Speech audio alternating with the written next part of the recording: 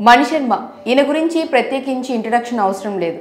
ఇప్పటి జనరేషన్ కిడ్స్కి ఈయన ఎవరో తెలియకపోవచ్చు, కానీ 90s కిడ్స్కి మాత్రం ఈయన ఫేవరెట్ మ్యూజిక్ డైరెక్టర్. మణిశర్మ సంగీతం అందించిన ప్రతి సినిమా పాటలు సూపర్ డూపర్ హిట్ అయ్యాయి. మూవీ పోయినా పాటలు మాత్రం అందరి మనసుల్లో నిలిచిపోయాయి. చిన్న హీరో పెద్ద హీరో అన్న తేడా లేకుండా అందరినీ ఆకట్టుకునే సంగీతాన్ని అందించారు. 2014 నుంచి ఆయనకు అవకాశాలు తగ్గుతూ వస్తున్నాయి. స్టార్ హీరోలు ఆయన్ని పట్టించుకోవటం మానేశారని చెప్పొచ్చు. ఎక్కువగా చిన్న సినిమాలకు సంగీతం అందిస్తూ వస్తున్నారు.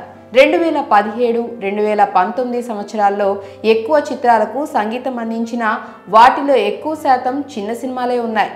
2023లో ఆయన కేవలం ఒక్క మూవీకి మాత్రమే సంగీతం అందించారు. ప్రస్తుతం ఆయన 2 చిత్రాలకు సంగీతం అందిస్తున్నారు. వాటిలో ఒకటి డబుల్ స్మార్ట్ కాగా మరొకటి కన్నప్ప. ఈ 2 చిత్రాలు శరవేగంగా షూటింగ్ జరుపుకుంటున్నాయి.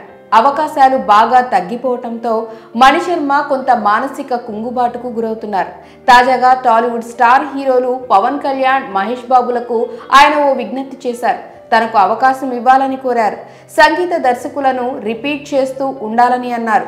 ఓ ఇంటర్వ్యూలో మణిశర్మ మాట్లాడుతూ మహేష్ తన చిన్న తమ్ముడు లాంటి వాడని, తనను చాలా బాగా నమ్మేవాడని అన్నారు.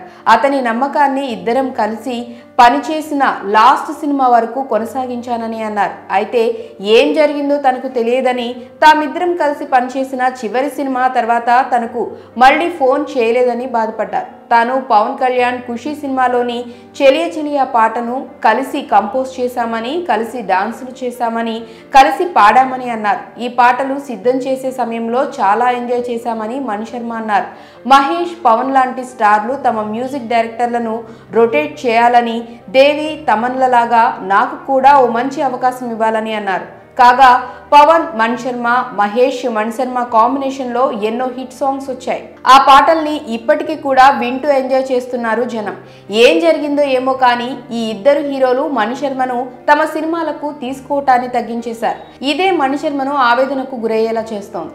మరి పవన్, మహేష్లకు మణిశర్మ చేసిన రిక్వెస్ట్ పై మీ అభిప్రాయాలను కామెంట్ల రూపంలో తెలియజేయండి.